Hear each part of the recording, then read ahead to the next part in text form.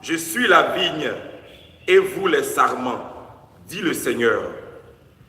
Celui qui demeure en moi et en qui je demeure, celui-là porte beaucoup de fruits. Alléluia.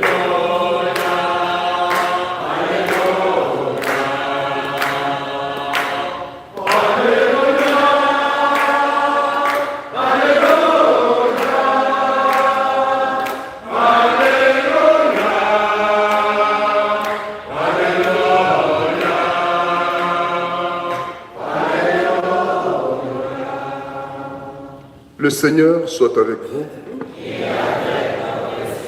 Bonne nouvelle de Jésus-Christ selon saint Luc.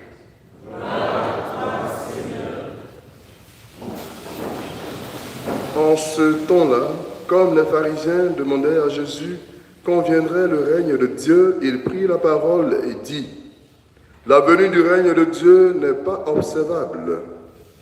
On ne dira pas : Voilà, il est ici, il est là. En effet, voici que le règne de Dieu est au milieu de vous. Puis, il dit aux disciples : Des jours viendront où vous désirerez voir un seul des jours du Fils de l'homme, et vous ne le verrez pas. On vous dira : Voilà, il est là-bas. Ou bien, voici, il est ici. N'y allez pas, n'y courez pas. En effet, comme l'éclair qui jaillit illumine l'horizon d'un bout à l'autre, ainsi le Fils de l'homme, quand son jour sera là. Mais auparavant, il faut qu'il souffre beaucoup, qu'il soit rejeté par cette génération. Acclamons la parole de Dieu. Louange à toi, Seigneur Jésus.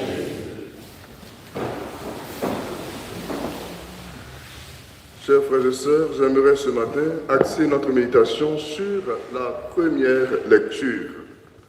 En effet, dans la première lecture, saint Paul, en s'adressant à Philémon, lui demande de considérer Onésime comme un frère.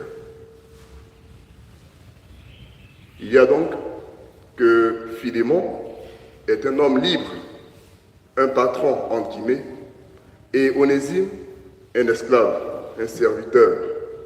Paul donc, comme un arbitre, au nom du Christ, comme il a dit, touchant la charité de Philémon, invite Philémon à la valorisation de la dignité humaine de Onésime.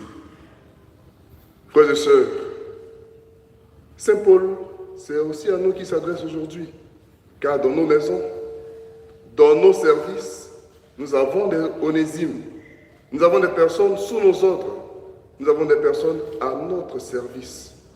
Et par l'adresse de saint Paul ce matin, nous sommes invités, au-delà du service à nous rendre, nous sommes invités à considérer ces personnes, à leur donner du respect comme des frères. Nous sommes invités à nous mettre souvent à leur place.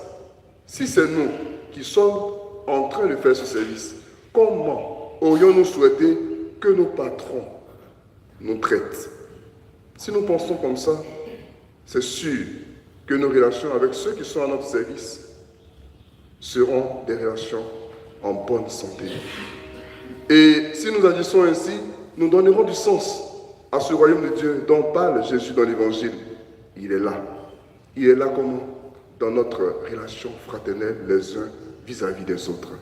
Demandons la grâce du Seigneur, demandons surtout l'intercession de Saint Léon que nous célébrons aujourd'hui pour que nous puissions davantage nous considérer comme frères au-delà de toute tâche, de tout service que l'un doit rendre à l'autre. Amen.